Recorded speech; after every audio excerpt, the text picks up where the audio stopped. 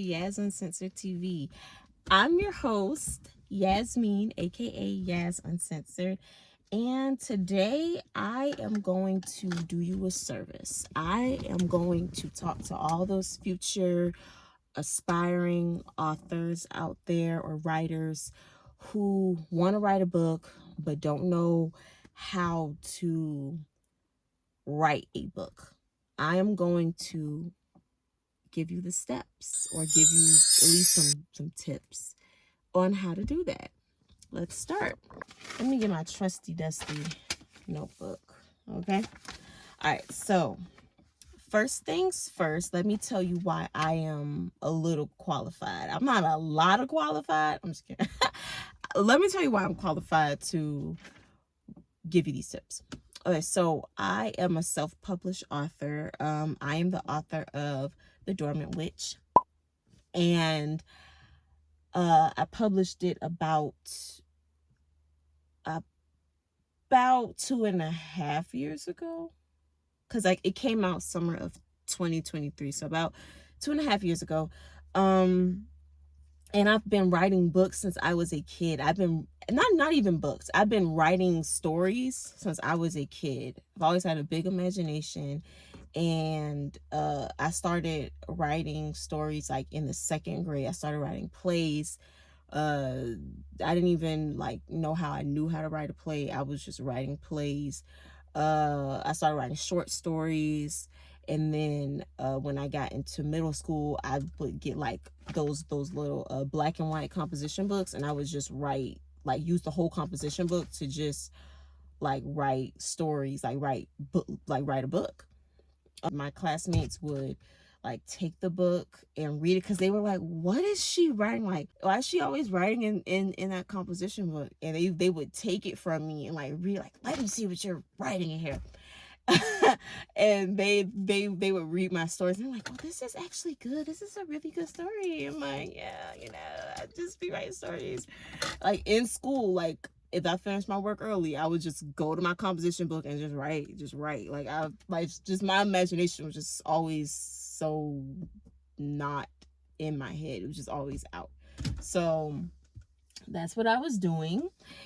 And then when I got to high school, I finally decided to type up a story. So what I did was, and I know this is like a long spiel, 3 hours later, but just to kind of give you a gist of who I am as a writer. But I took my trusty dusty composition book and I wrote a whole story in it, and then I typed it on the computer. And I made like a little book. It actually wasn't little, it was actually like 18 chapters. And then I started writing on Wattpad, and nobody really knows that. I just announced that like a few months ago, but from what I think was like from ninth grade to like now as an adult, I was a writer on Wattpad, and I wrote like so many little stories, and I used to write hood romance stories.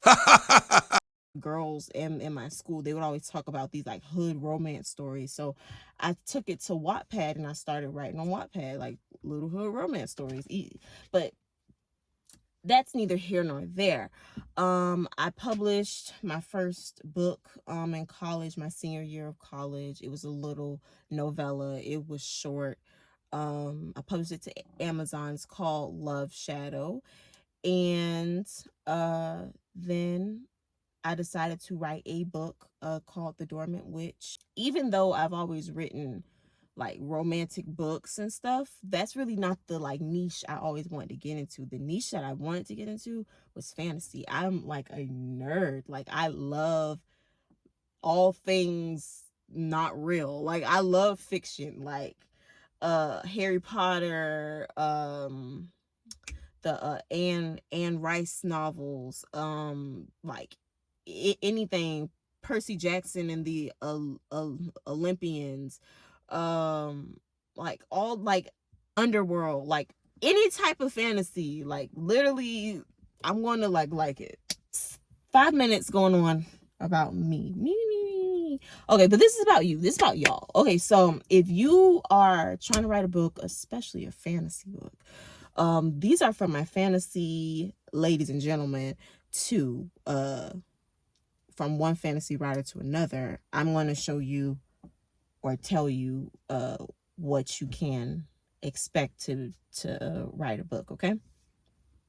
So the first things first, and this I'm going to take it all the way back to elementary school when they say brainstorm. So first things first, write down what you want your story to be about. And what I mean is not the plot. I don't want you to figure out the plot just yet.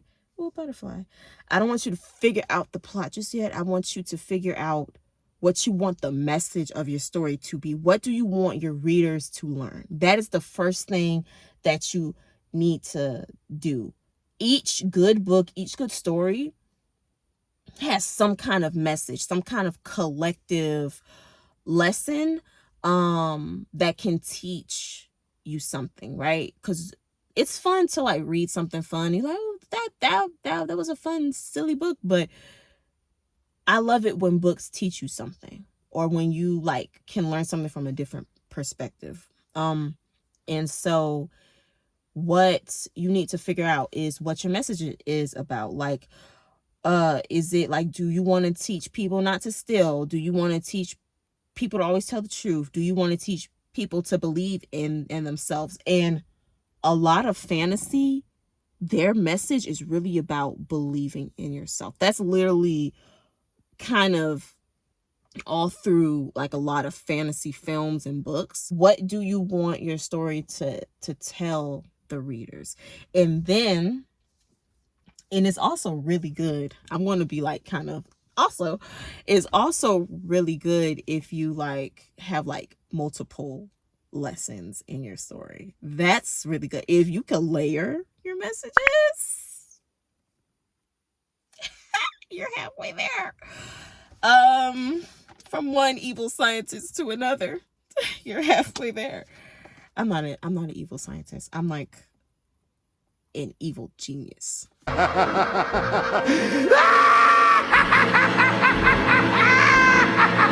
just kidding. Okay, so figure out the plot. That's next, right? Figure out the plot.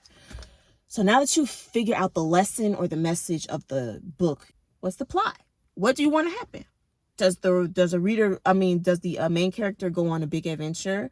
Does he or she like save the world? Does he or she save his family? Is this some type of conspiracy that has to be found out about? What's the plot? What's going on? Who's the op? Who's doing what? Like, figure that out, okay? Now, I'm going to tell you, it took me like a long time to kind of figure out who I wanted to be the villain of my story. And my book is a series, so it's going to be about maybe 4, 5, or 6 books. And I had a hard time figuring out who I wanted to be the villain. I'm writing the second book now. So I really just figure out as I'm writing the second book who I want the big bad person to be. Okay? But it's good if you establish that before you start writing. It's really perfect if you establish that before you start writing. What is the time period? What's the time period and the setting? That is very important because you need to know what kind of reality your characters are living in, especially if you're basing it off of the human world. Like, are you basing it off of the 60s, the 1800s, ancient Egypt, the 90s, the 70s? Like, what?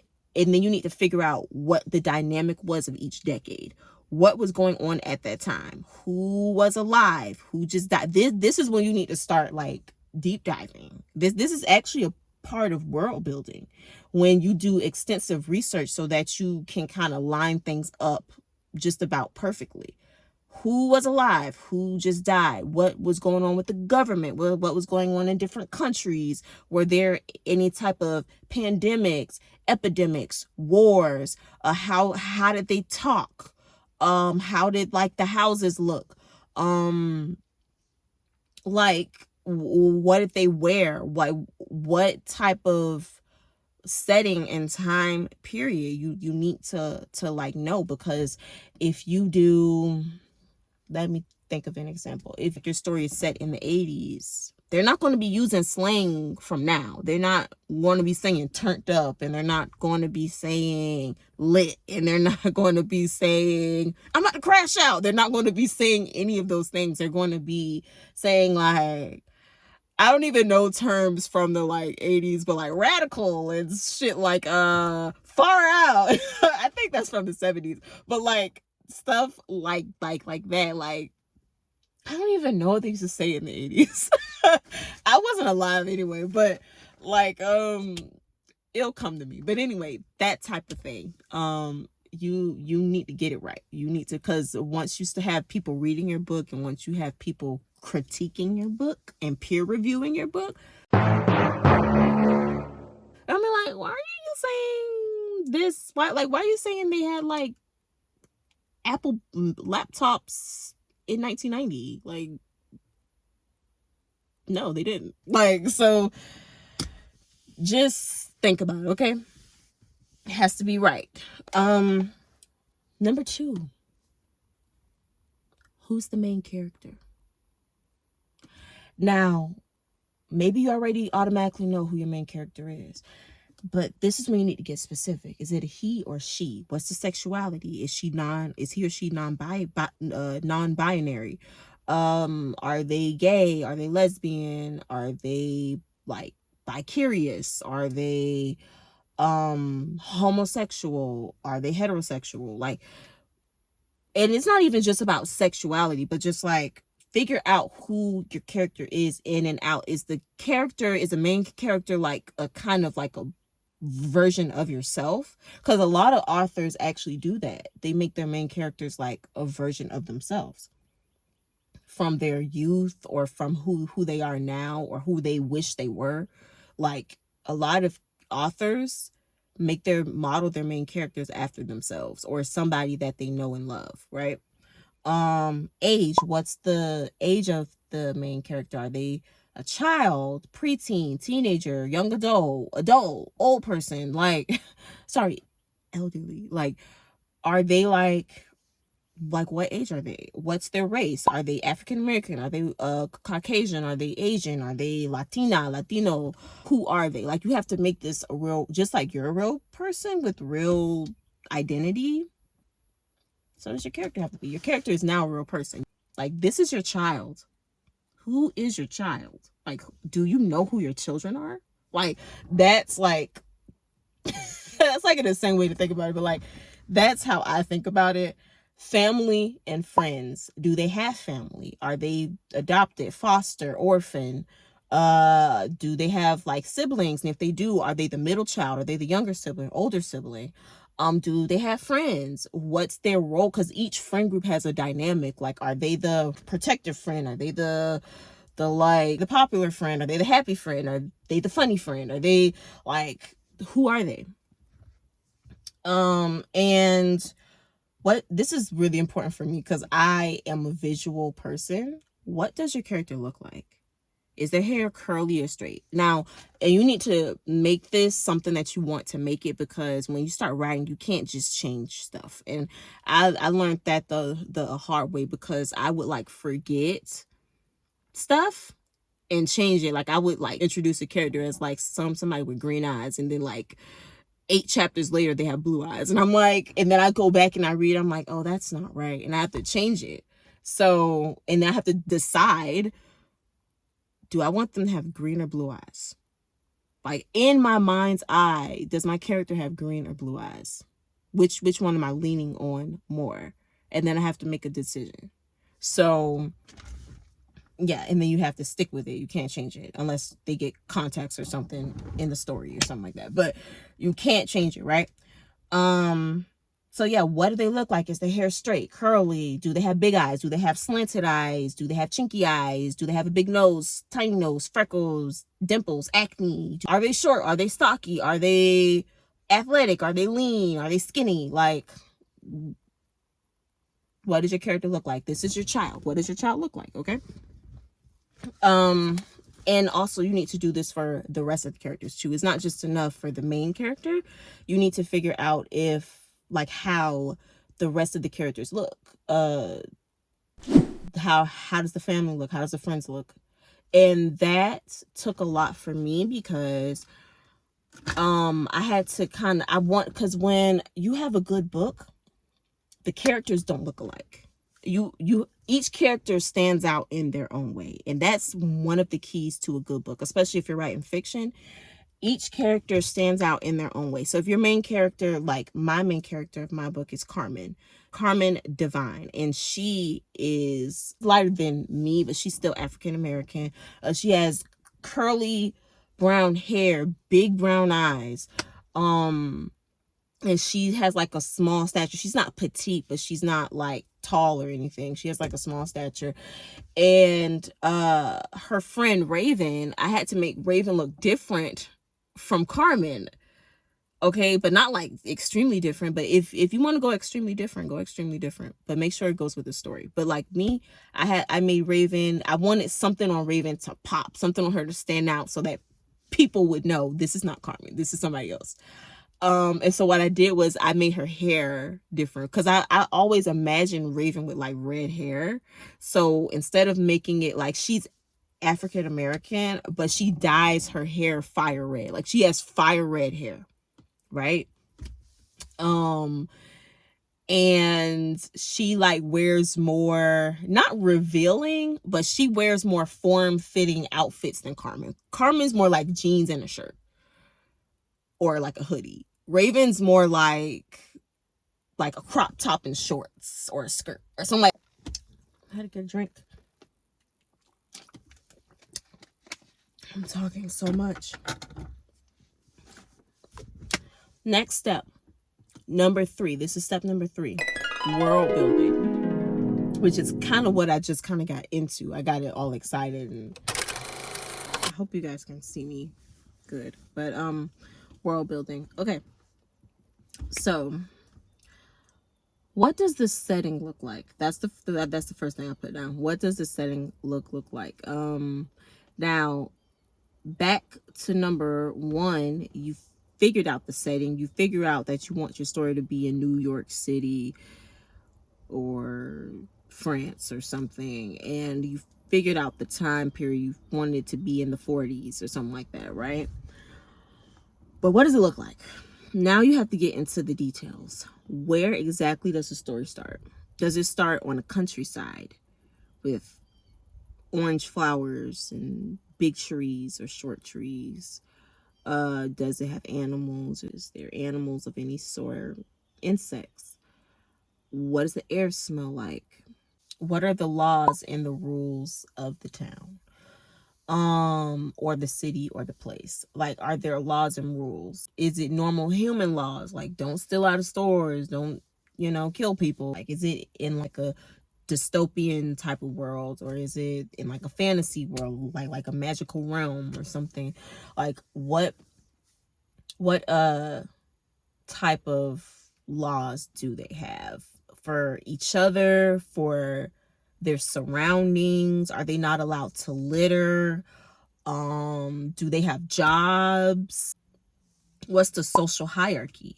Who's at the top, who's in the middle, and who's at the bottom, and who's not mentioned? Like, do you have the rich at the top and the poor at the bottom and the middle class, and then you have the homeless in the unmentioned? Or do you have like maybe you have like royalty, like kings and queens and dukes and duchesses and all of this stuff? Or like what is it that makes the social world function in your story?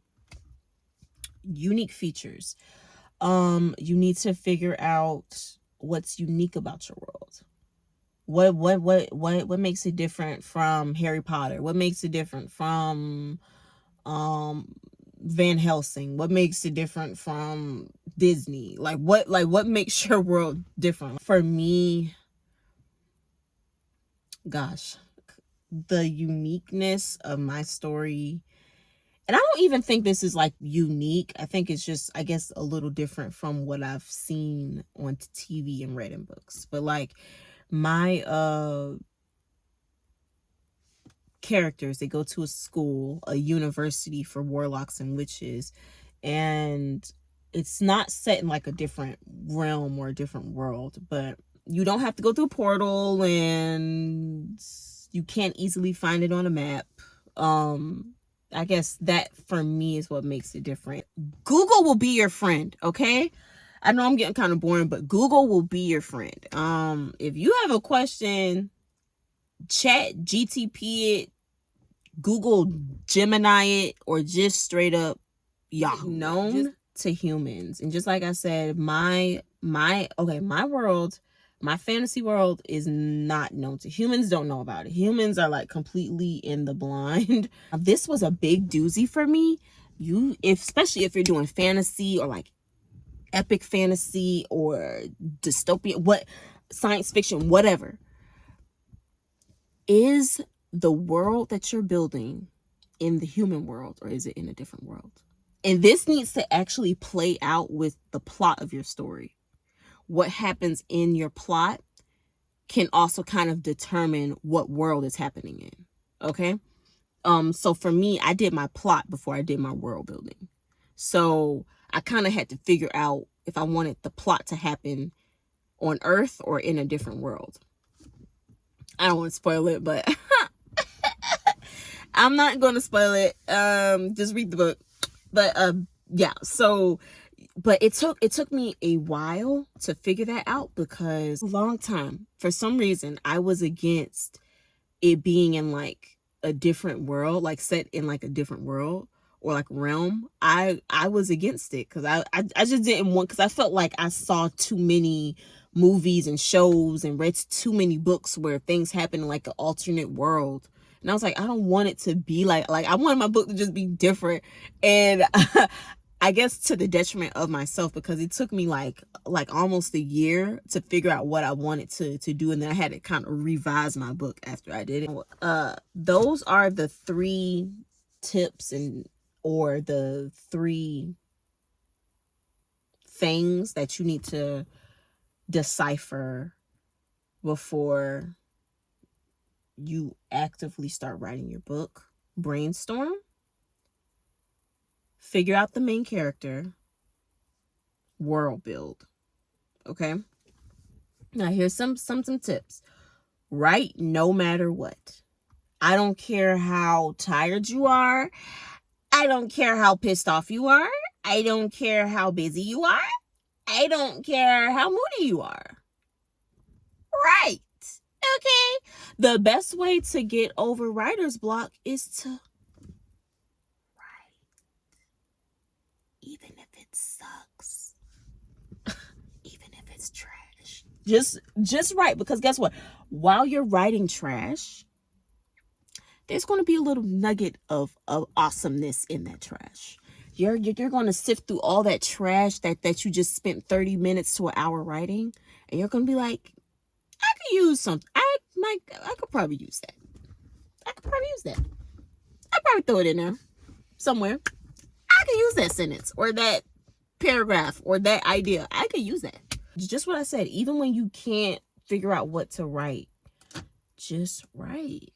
Just write something. It doesn't even have to be like a chapter. Like, I know they always say like, just write a chapter a day or write a chapter a week. No, because sometimes it doesn't work like that. Now, you don't necessarily have to write every day, but when you get the urge to write, you need to write. It doesn't have to be your actual manuscript. It can be on like a sheet of paper, but just write whatever you're thinking of. Write it, store it somewhere, and then come back to it. Okay? Also, whatever you write, even if you feel like it's trash, sift through it. And I guarantee you 8 times out of 10, not 9, 8 times out of 10, it's going to be something in there that you could probably use. Okay? Also, once you're done with the rough draft, or even just the first chapter of your story, take a break from it. This is what you need to do. If you're anything like me, this is what you need to like do. Write the rough draft of the chapter or the story or the first few chapters. Take a break from it. Like, I'm thinking like a few days, like a week. I usually take like at least 4, maybe 5 days away from what I just wrote. And then I try to I do my best to like forget about it.